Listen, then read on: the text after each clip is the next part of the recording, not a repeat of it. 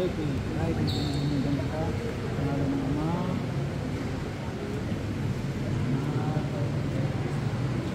Santo, pagpunas po.